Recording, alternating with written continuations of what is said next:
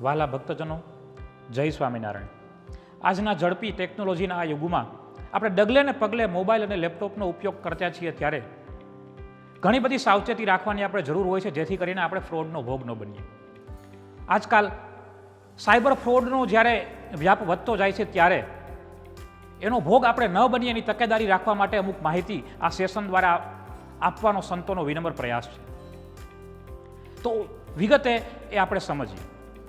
સૌ પ્રથમ ઘણી વખત આપણા મોબાઈલની અંદર મેસેજ આવે છે અને એ મેસેજની અંદર એવું લખેલું હોય છે કે આપના કેવાયસીની વિગત જો 2 દિવસમાં આપ અપડેટ નહીં કરો તો આપણું બેંક એકાઉન્ટ બ્લોક થઈ જશે. આપણે ગભરાઈ જઈએ છીએ અને તુરંત જ બેંક એકાઉન્ટ બ્લોક ન થાય એના માટે થઈને આપણે આપણી વિગતો અપડેટ કરવા માટે લિંક પર ક્લિક કરીએ છીએ. લિંક પર ક્લિક કરતાની સાથે જ એક વેબસાઇટ ખુલશે અને તરત એમાં એરર બતાવશે. એરર બતાવતાની સાથે જ સામેથી કોઈ વ્યક્તિનો આપણને કોલ આવશે અને તરત આપણને પૂછશે કે શું હું આપની સહાયતા કરી શકું. આપ કેવાયસી અપડેટ કરવાના પ્રયત્ન કરી રહ્યા છો, પરંતુ આપને કોઈ એરર આવી રહી છે તો હું આપની સહાયતા કરું છું. અને જ્યારે એ આપણી પાસે અમુક વિગતો માગે છે અને આપ એ વિગતો આપો છો. વિગતોના અંતે આપના મોબાઈલમાં એક ઓટીપી આવે છે અને ઓટીપી જ્યારે માગે છે ત્યારે આપણે ઓટીપી આપી દેતા હોઈએ છીએ. અને ઓટીપી આપવાની સાથોસાથ સામેવાળી વ્યક્તિ આપણને કહેશે કે આપની કેવાયસી ડિટેલ અપડેટ થઈ ચૂકી છે, આભાર. જેવો આપણે ફોન મૂકશું એટલે તુરંત જ આપના મોબાઈલમાં બીજો મેસેજ આવશે કે આપના બેંક એકાઉન્ટમાંથી પૈસા કપાઈ ચૂક્યા છે. બસ આપ એક ફ્રોડનો ભોગ બની ચૂક્યા છો. ધ્યાન રહે, કોઈ પણ એવી લિંક પર જે અજાણા વ્યક્તિ દ્વારા આપણને લિંક આવેલી હોય એ લિંક પર ક્લિક ના કરીએ અથવા અજાણી વ્યક્તિ તરફથી આવેલા મોબાઈલ ફોનનો જવાબ ના આપીએ. એની સાથોસાથ ક્યારેય પણ કોઈ પણ વ્યક્તિને આપણે આપણો ઓટીપી શેર ના કરીએ. બીજી ઘટના એવી છે કે ક્યારેક તમને બેંકમાંથી ડાયરેક્ટ કોલ આવે છે. હકીકતે બેંકમાંથી કોલ નથી હોતો, આવા ફ્રોડ માણસોનો કોલ હોય છે અને કોલ કરીને આપણને એવું કહેવામાં આવે છે કે આપ બેંકના સ્પેશિયલ અને ખાસ કસ્ટમર છો, એના માટે થઈને એક બહુ નોમિનલ અમાઉન્ટમાં આપણને એક લાઈફ ટાઈમનો એક વીમો આપવામાં આવે છે. આપણને એમ થાય કે શું બહુ મોટી સારી ઓફર હશે. આ ઓફરનો સ્વીકાર કરવા માટે આપણે લલચાઈએ છીએ અને એ લોકો આપણને એવું કહે છે કે ભાઈ આના માટે તમારે 18,000 રૂપિયા પે કરવા પડશે. એટલે તુરંત આપણે કહેશું કે ના, મારે કોઈ પૈસા ચૂકવવા નથી અને મારે આ ઓફરનો લાભ નથી લેવો, મને આ ઓફર જતી કરો.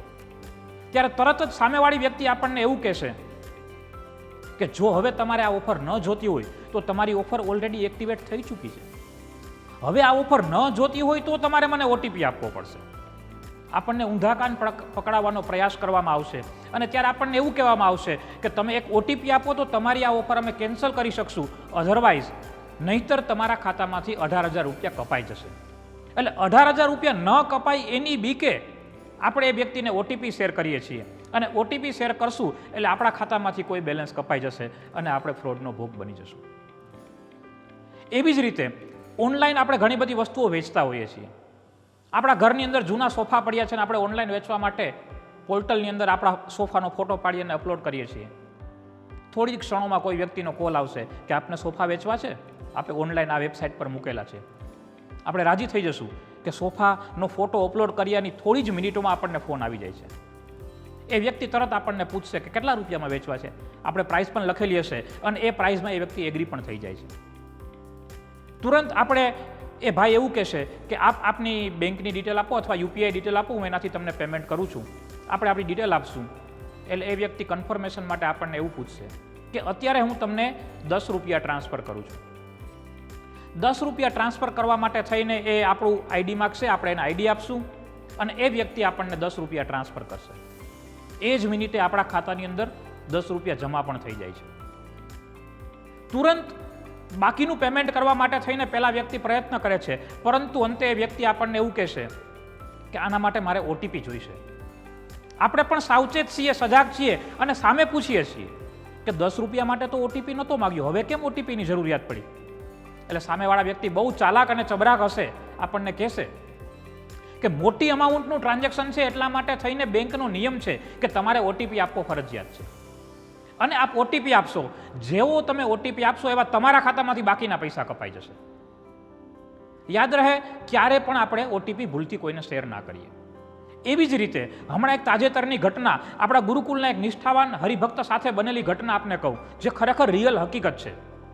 એક મોબાઈલમાં એમના મોબાઈલની અંદર મેસેજ આવે છે કે આપનું લાઇટ બિલ ભરવાનું બાકી છે, સાંજે 9:30 વાગ્યા સુધીમાં જો આપનું લાઇટ બિલ નહીં ભરાય તો આપનું લાઇટ કનેક્શન કાપી નાખવામાં આવશે.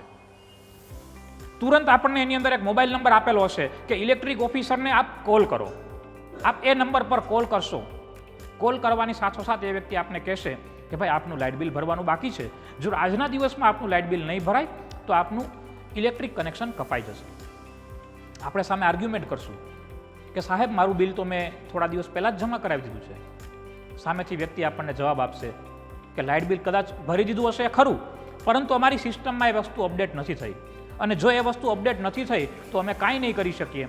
અમારી પાસે એક જ ઓપ્શન છે, આપનું લાઇટ કનેક્શન કાપવાનું. એટલે આપણે વળી પાછા પૂછશું કે તો એનો શું રસ્તો થઈ શકે? તુરંત સામેવાળી વ્યક્તિ આપણને કહેશે કે આપ જો ₹1 પેમેન્ટ ઓનલાઈન કરી દેશો તો ₹1 પેમેન્ટથી આપની ડિટેલ્સ અપડેટ થઈ જશે અને આપનું લાઇટ બિલ નહીં, આપનું લાઇટ કનેક્શન નહીં કપાય. એટલે આપણે એવું કહેશું કે ₹1 કઈ રીતે ભરી શકાય? એટલે આપણને હેલ્પ કરવા માટે થઈને અલગ અલગ રીતે આપણને પૂછશે, અને ત્યારે એ કહેશે કે તમે તમારી પાસે જો એટીએમ કાર્ડ હોય તો એ એટીએમ કાર્ડથી આપ આપના લાઇટ બિલના પૈસા ચૂકવી શકશો, અથવા આ ₹1 ભરીને પણ આપની વિગત અપડેટ કરાવી શકશો. આપણને તરત એવો વિચાર આવે છે કે ₹1માં ક્યાં કંઈ નુકસાની છે.